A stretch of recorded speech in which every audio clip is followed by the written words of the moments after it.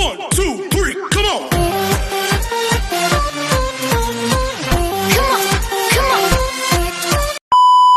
Hello beautiful people! Welcome back to my channel. This is your Mama Sam. Hola mga amigo, amiga, kumare at kumpare. Kamusta kayong lahat? Sana lahat po kayo ay okay at safe ngayong araw na ito. At syempre, kung ako naman ang tatanungin nyo, nakikita naman ninyo ang beauty ng Mama Sam ninyo. Fresh overload pa rin, di ba? Ganyan talaga kapag umiinom ka ng maraming vitamin C plus kumakain ka ng maraming banana. Dahil sa banana, mas nakakaloka ang ganda ng Mama Sam ninyo. Charot! So, kamusta naman kayong lahat? Sana lahat kayo ay okay na okay ngayong araw ng Thursday. So, happy Thursday sa atin lahat ng bonggang-bongga. At hindi lang yan, syempre, maraming salamat din sa walang sawang tumatangkilik dito sa Mama Sam Vlog, araw-araw, lagi-lagi. Maraming salamat po sa pagmamahal at support na binibigay ninyo. At hindi lang yan, syempre, sa lahat naman na makasolid na makamama Sam dyan na laging tumututok dito, araw-araw, lagi-lagi. Maraming salamat guys sa inyong lahat. Kaya naman, ngayong araw na to, marami akong hatid na chika sa inyo na talaga naman, oh my gosh, magtataas ang kilay ninyo ng bonggang-bongga sa mga pag-uusapan natin ngayon. Kaya guys, huwag na natin patagalin ang ating mga chika. Para sa una nating chika, eto nga, Miss Global Organization pupunta ng Pilipinas. So, darating sila dyan bukas hanggang sa 23. So, ano kayang gagawin nila dyan? Marami kasi ngayon chika na magkakaroon nga ng big event dito sa sa kampo ni ALV. Tapos, eto nga, imbitado nga syempre ang organization na si Miss Poy at saka ang reigning Miss Global. Ngayon, ang tinatanong ng lahat dyan, ano ba talaga ang nangyayari? So, sabing ganon, may mapapalitan bang reyna or mananatili ba ang dating reyna ng Miss Global? Ang nanalo kasi Miss Global sa Pilipinas ay si Valerie West. Totoo naman yon. So, ngayon, ang sinasabi ay magre-resign na daw si Valerie West. To be honest, may alam ako sa kwento na to noong nakaraang April pa. So, si Valerie ay merong problema. Pero hindi kasi tayo dapat magkwento nito eh. Hintayin natin yung resignation, hintayin natin kung ano ba, ma-remain ba. Kasi para sa akin, si Valerie, gusto ko siyang manatili. Dahil, syempre, si Valerie ay maganda at magaling naman at fit na fit siya para sa Miss Global. And then, sa issue na nangyayari ngayon dito, wala namang problema kay Valerie. Ang problema doon sa handler niya na si Miss Janet o pangalanan na natin. So, si Miss Janet ang may problema. Ngayon, may problema siya kay Mr. Arnold na hindi niya ma-fix ng bonggang-bongga. At naapektuhan ngayon itong si Valerie. So, kesa na mag-dethrone si Valerie, pinagre-resign na lang. Pero hindi ko alam kung na-fix ba to, yung problemang to. Ito kasi yung problemang to noong April pa. Ano na ngayon? So, ngayon ay June. So, ngayon may usap-usapan na pinagre-resign nga daw si Valerie. Meron pa akong alam na isang chika. Pero kasi, I'm still hoping na sana si Valerie ay manatili dito sa sa Miss Global. Siya sana yung ipadala. Kasi wala naman siyang ginawang pangit. Wala naman parang kasi ang dating sa akin, parang unfair naman kay Valerie. Dahil yung handler niya ang may problema kay ALB, bakit pati si Valerie damay? Diba?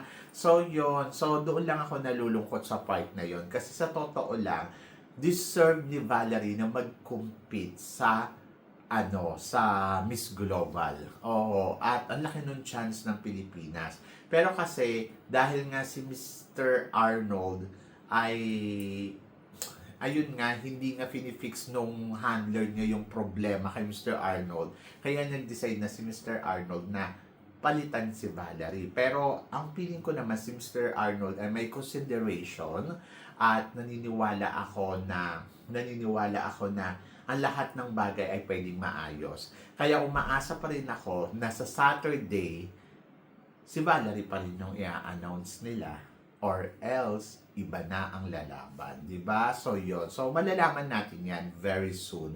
At malapit naman na sa Saturday malalaman natin. I hope na manatili si Valerie. Kaya doon sa mga nagtatanong, Mama Sam, magre-resign ba si Valerie? Bakit? Anong dahilan? Guys, hindi kasi ako yung right person na magkukwento para sa mga sitwasyon na yan.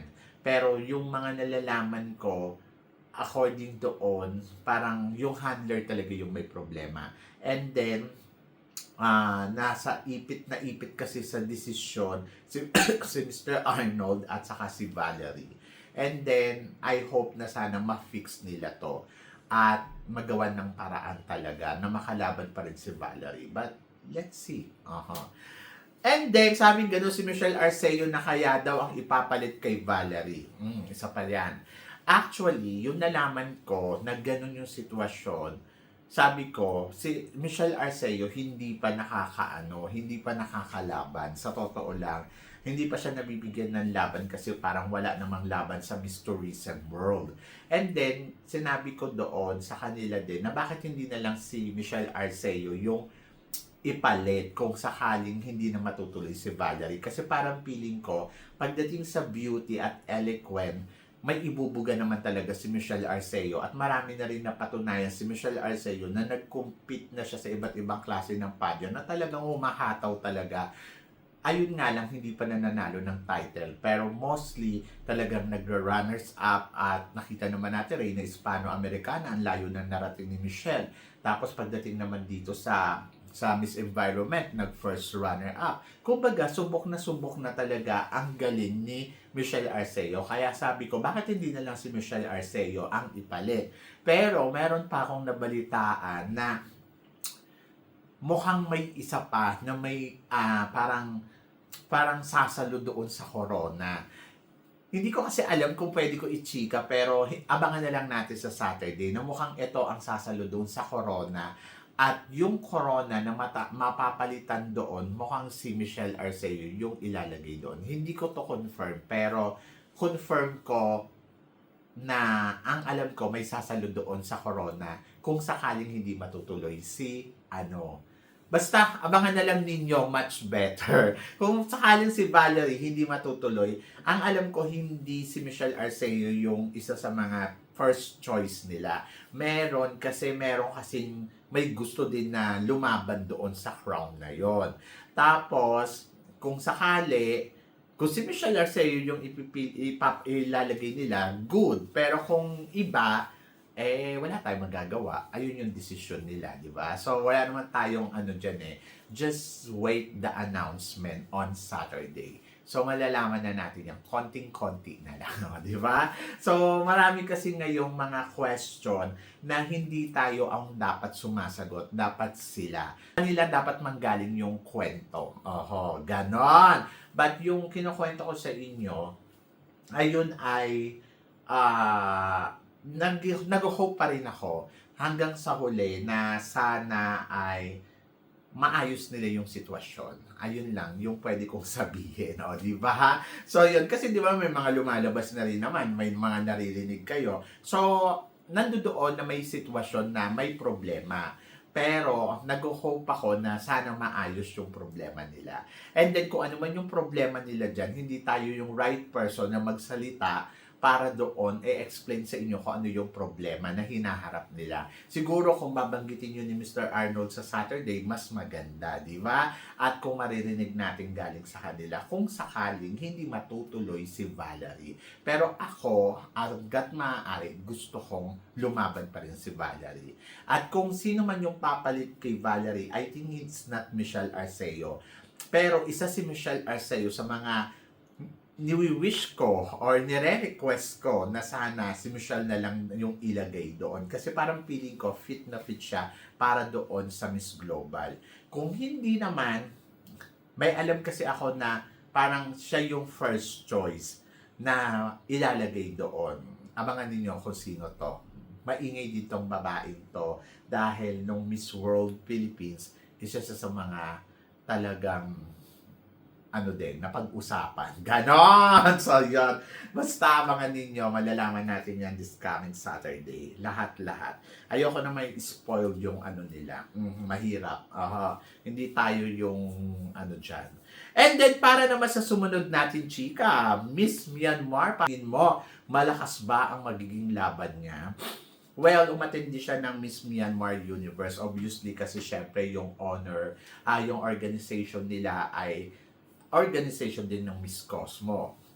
Ako, para sa akin, malakas ba ang laban ni Myanmar? May chance silang makapenetrate hanggang sa dulo ng competition kasi alam naman natin na yung kanyang national director ay tinatrabaho talaga ito ng bonggang-bongga. Kung iisipin mo, yung kay Bella Ismael, ang pumunta dyan yung Reyna, pero wala si Bawang. Pero dito sa Myanmar, pumunta si Bawang at saka yung Reyna, di ba? So, maaaring busy si Bawang at walang time pumunta sa event.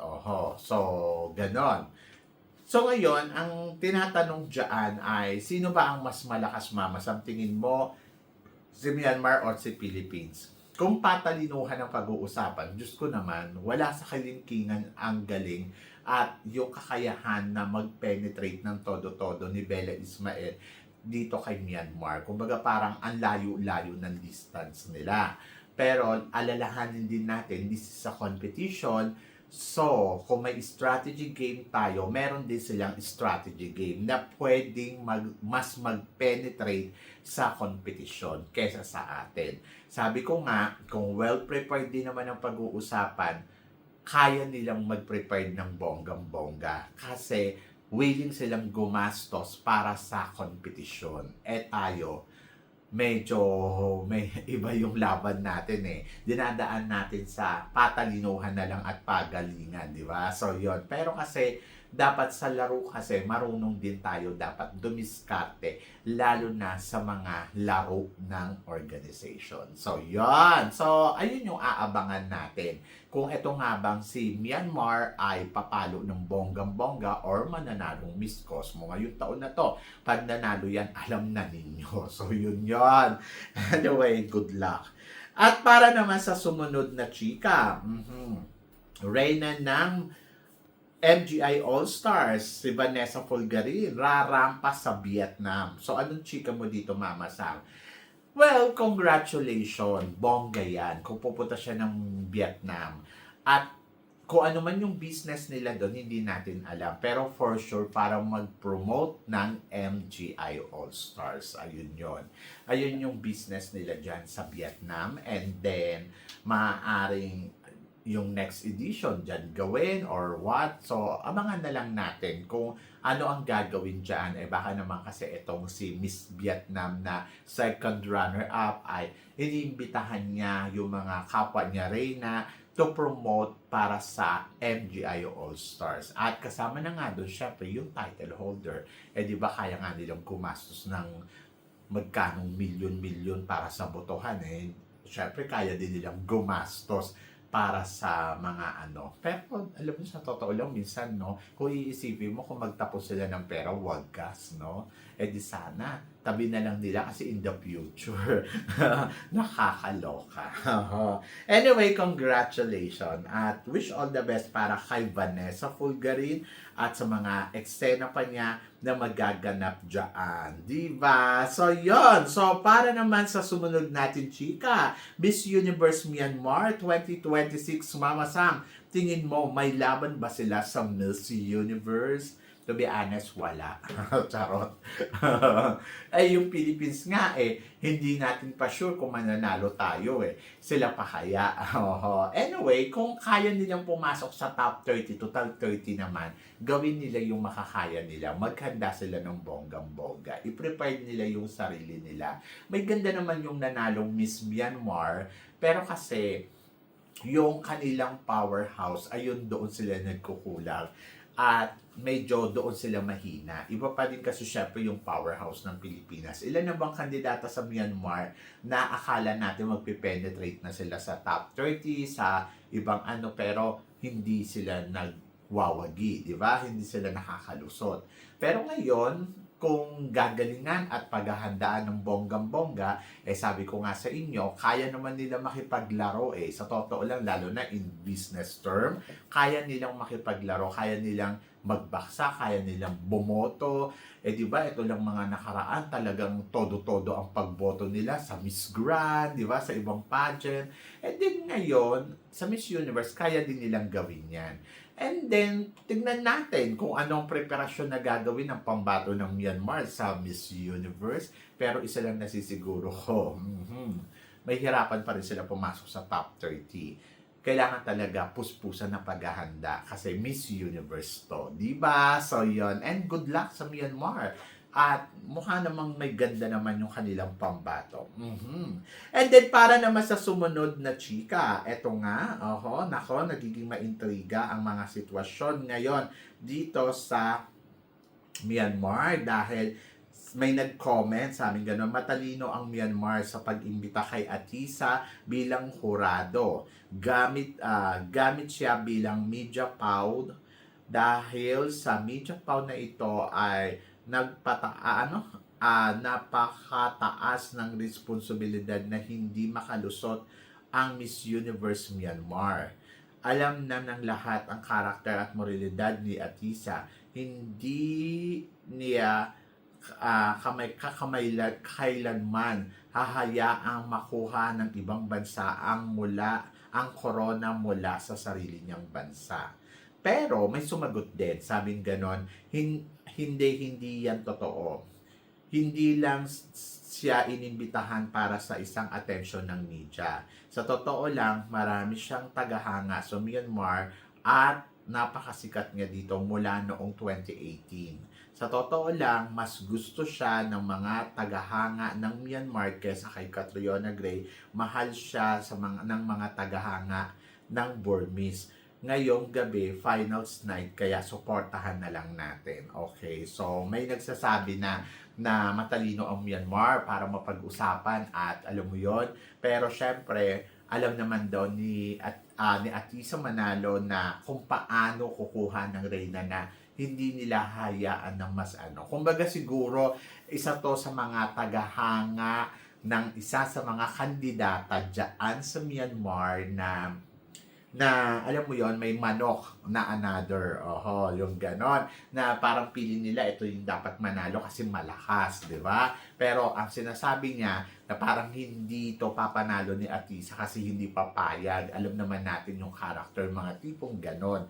And then, ako to be honest, hindi naman kasi naiiwasan naman yung mga insecure talaga kay Atisa Manalo.